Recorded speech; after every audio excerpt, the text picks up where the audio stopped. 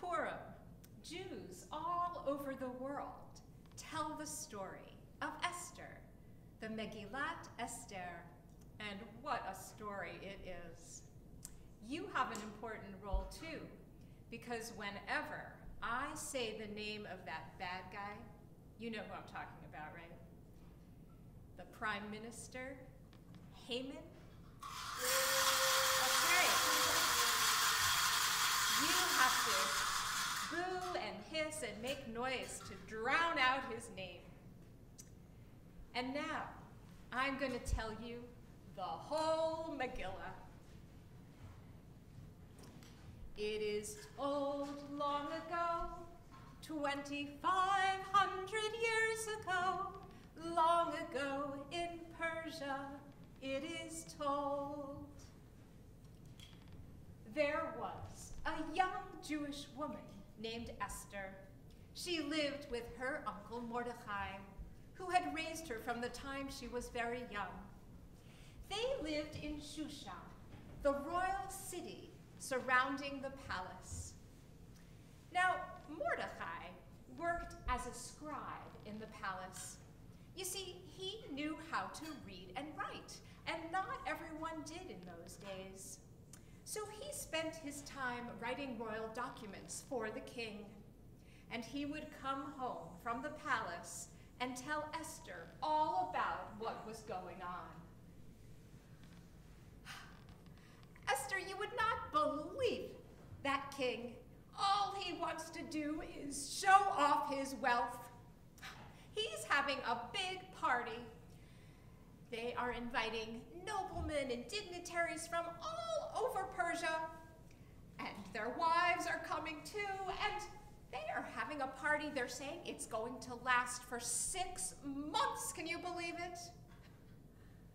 Meanwhile, at the palace. Welcome, my friends, my guests. Have some more wine. I'll have a lot more wine. And, well, would you look at all of these people here? I get the biggest crowds of any president. I mean, king. I get so many crowds, always here to see me. Oh, I am the king. Why, I have everything. Jewels on my fingers, jewels on my crown. Let's count my rings, shall we? 1, 2, 3, 4, 5, 6, 7, 8. I am the king. I am so great. I have the best of everything. Why, have some food, perfectly ripened fruits, the best delicacies for you all, and served on plates of solid gold. And wine, the best wine served in goblets made of gold. And, well, if you should want some exercise, my guests, you can simply step outside and hit little balls with clubs across the greens. Yes. And, well, I have the best queen in all of Persia, the best wife. Oh, wait till you see her. She is beautiful. In fact, I would like to call for her to come and dance for my guests here. Yes, servants, go and summon her.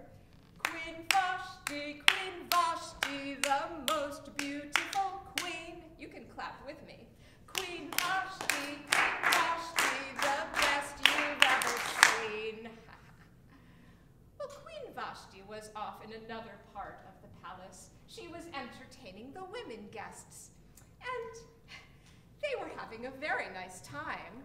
She did not like being interrupted, and she was very insulted that the king wanted her to come before all those drunken, leering men. Why, I don't feel like that's very respectful at all of me. I don't want to. In fact, tell the king no, I will not go. Well, this sent a murmur through the room. All of the other women started saying, yeah, she's right. Yeah, me too. I've had experiences like that where men haven't respected me. Yeah, me too. And they were very proud. They were saying, Queen Vashti, so noble and strong. However, Queen Vashti may not be here for long.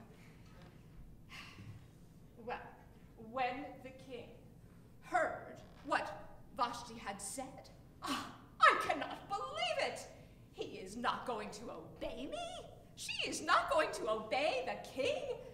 Well, you see, in those days, in fact, women were all supposed to obey their husbands, believe it or not. And this was such an insult. All of the king's advisors gathered around. They said, if she does not obey you, what will that say? Why, the other women may start to say no. Oh, we could have a revolution on our hands. That queen has got to go. Oh, yes, I suppose you're right, but she's so pretty. Oh, no, the advisors said. Just think what might start happening. Men in high places could start to get fired from their jobs. Why, they could even be arrested, put in prison. Oh, well, I could always just pardon them. I mean, I'm the king, I can do whatever I want, right? But I suppose you're right. Take away Queen Vashti's crown, kick her out of the palace. And so there was no more queen.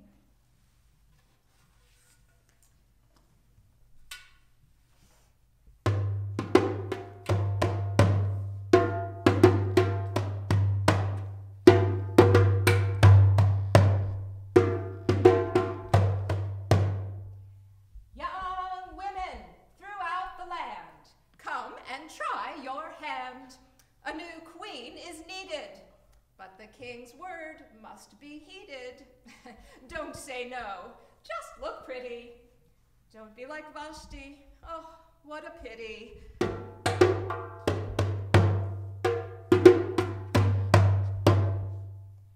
so, young women from all over Persia had to go and try out for the part of queen. Now, there was, as you can imagine, a very large field of candidates. And it was a little unclear what process would be used to select the next queen. There were rumors of another ruler interfering in this process. And then someone suggested, well, perhaps we could have ranked choice voting. That might be a more fair way to do it. But who are we kidding? This was not a democracy. Oh no. The king was going to choose the next queen.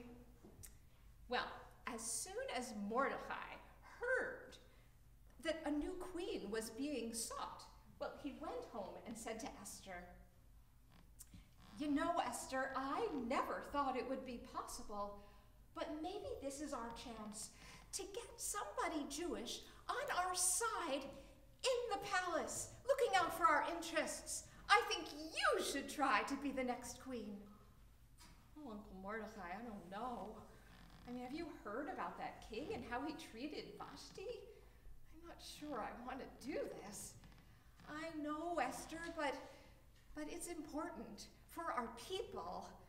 And I have friends among the servants who will look out for you, I promise.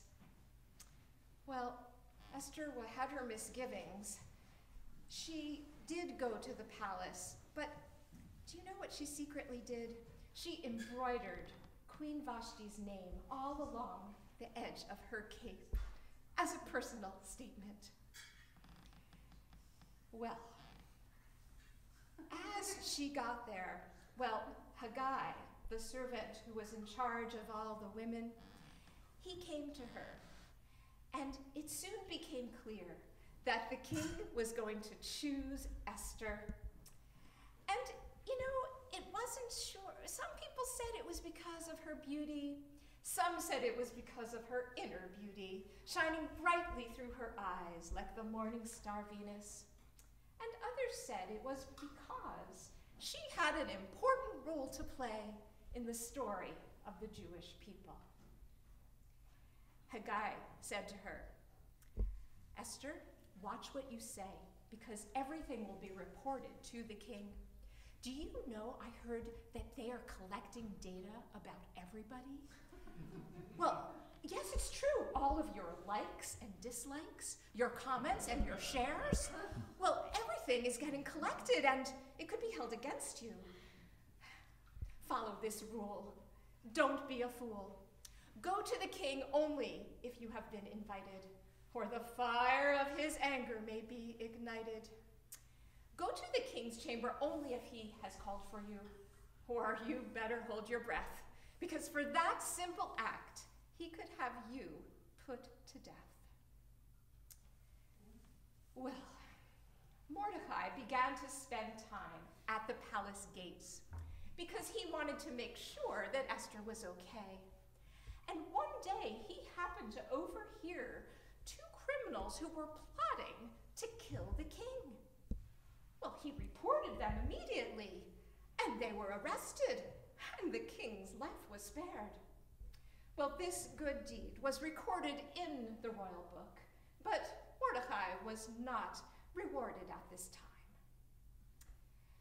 Now the king, well, he wanted to make sure that the palace was purged of anyone who might speak ill of him. And so he kept on changing his chief of staff. Well, he brought in a new prime minister, and this was none other than the evil, the wicked, the horrible, the mean, the terrible Haman.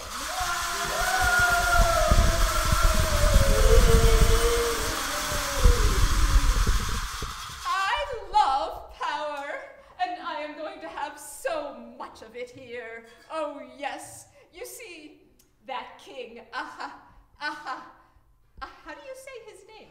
King Ahasuerus. Excuse me. Don't worry, I used a tissue.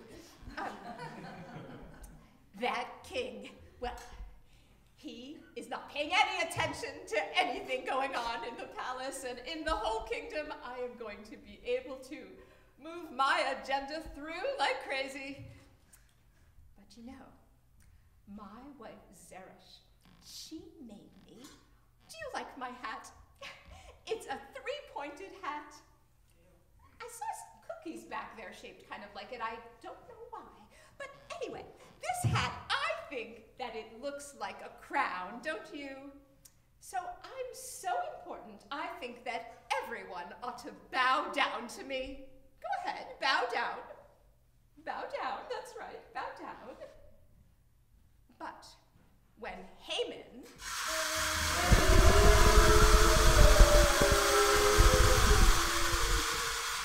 went by the gate and he saw Mordecai the scribe there, Mordecai said, I won't bow down. I refuse to bow down. I won't bow down to you. What? How dare you? Who is this man? Mordecai. Why, he is a Jew. Oh, this makes me very angry. This makes me want to get Mordecai. It makes me want to get all the Jews in Persia. Why, yes, that's what I'll do. I will just randomly choose a date. I'll cast dice or select lots or pour as they are called, and I will choose, let's see, the 13th day in the month of Adar. And I'll just write a law that on that day all the Jews in Persia will be killed. Yes, because my name is Haman.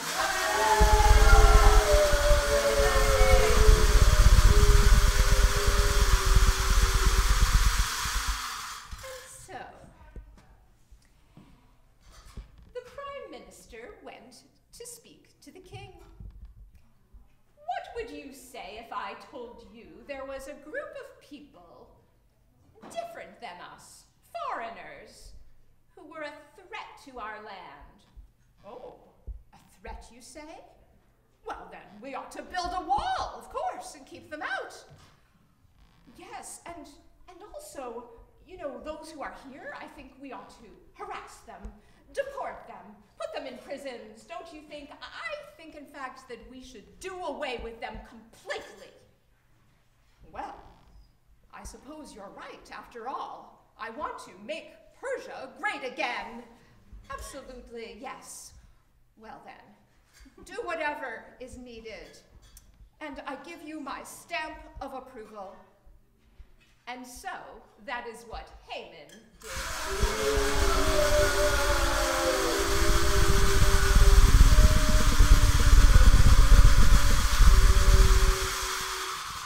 He had it announced all throughout the land that on the 13th of Adar, the Jews would be killed. Well, of course, they were horrified and trying to figure out what to do. And there was one Jewish man who had an idea that might just work. It was Mordecai, the scribe. He wrote a message to Esther. Esther, my dear, I know that before you went to the palace, I told you not to reveal that you were Jewish, but now is the time. You must go and speak to the king and ask him to spare your life and the lives of all your people. And he sent this secretly to Esther. But Mordecai, if I go to the king and he is not called for me, well, he could have me put to death. Yes, but Esther, you see, you must try, because if not, we will all die. And so Esther realized that she had an important role to play in the story of her people. And she wrote to Mordecai, I will fast, I won't eat or drink for 3 days, and I will pray. Tell the other Jews to do that too. And then I will go and speak to the king. If I die, I die, but I must try.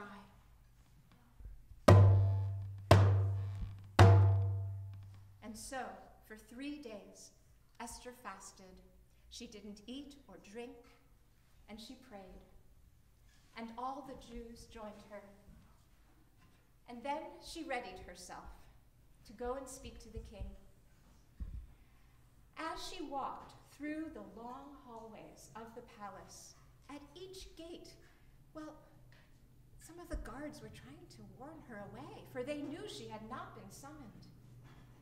But she continued. And when she arrived at the door to the king's chamber, the king was not angry. He raised his scepter, a sign that she could enter. And so she came before him. What is it you wish for, my queen? Tell me, and I will give you whatever you want. King, I will tell you my request, but could you come to a banquet tonight? I will make special foods for you and tell you then. And could you bring your prime minister with you, Haman?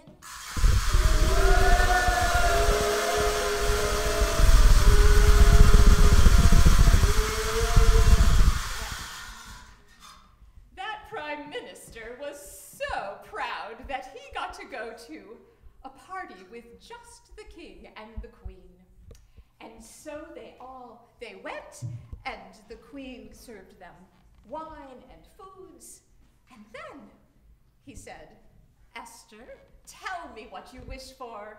I will give you half of my kingdom if you wish.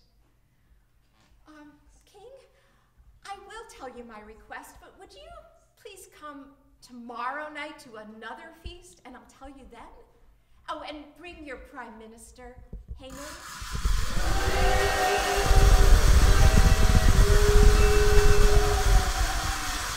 Well, I am so important.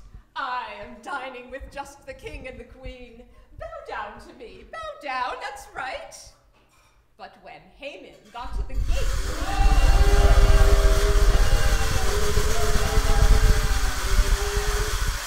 that Mordecai would not bow down. He said, I will not bow down. I refuse to bow down. I won't bow down to you. Oh, he makes me so angry.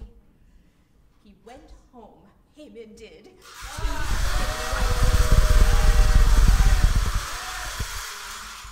Zeresh, my wife, that Mordecai makes me so angry, I don't even want to wait another day to get rid of him. Well, said Zeresh, then don't.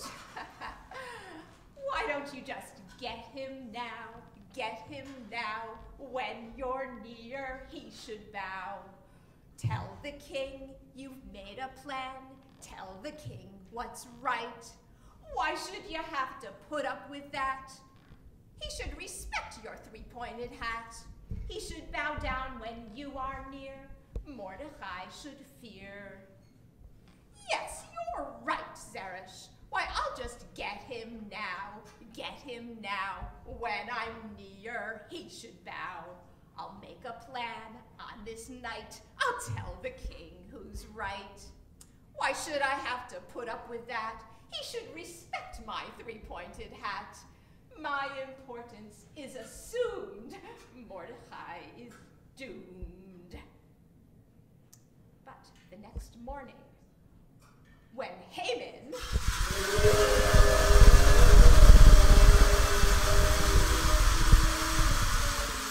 went to speak to the king, he was surprised that the king had a question for him.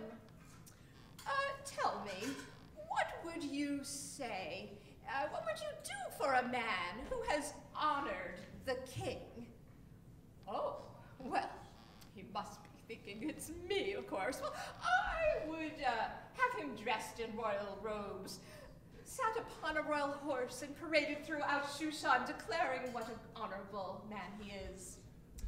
Well, that's a very good idea. I would ask that you do all of what you just said for that scribe, Mordecai. What? Wait, why should I do it for him? Well, you see, last night I just could not sleep. I was tossing and turning. I had run out of all of my CBD and THC, and I just could not get any sleep at all. So I thought perhaps I would have a servant read to me from the royal book. I thought that would be so boring, it would put me to sleep. But then I found out by hearing that, in fact, this Mordecai had saved my life, and I think he ought to be rewarded. And so on that day, instead of getting rid of Mordecai, Haman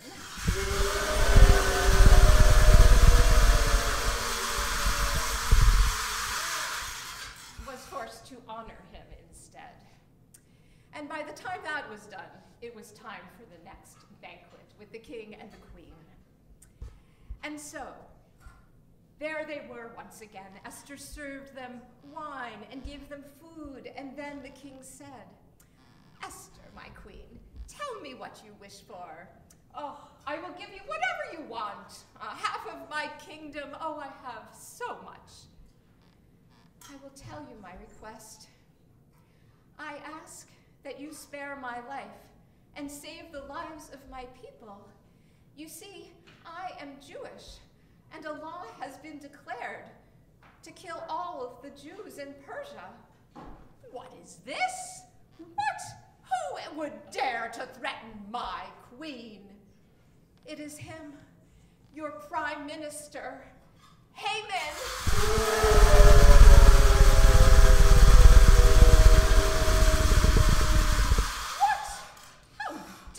You. Oh, and Haman, well, Haman, he fell down on the floor at Esther's feet. But Haman, how dare you? And the king said, get him now, harming Jews I'll not allow. He made me think they were a threat. It was a scheme, I'll bet. Why did I trust that nasty man? Esther revealed his evil plan. Mordecai will take his place and help me rule this land. Havana Risha, Rash, Rash, Rash. Havana Risha, Rash, Rash, Rash.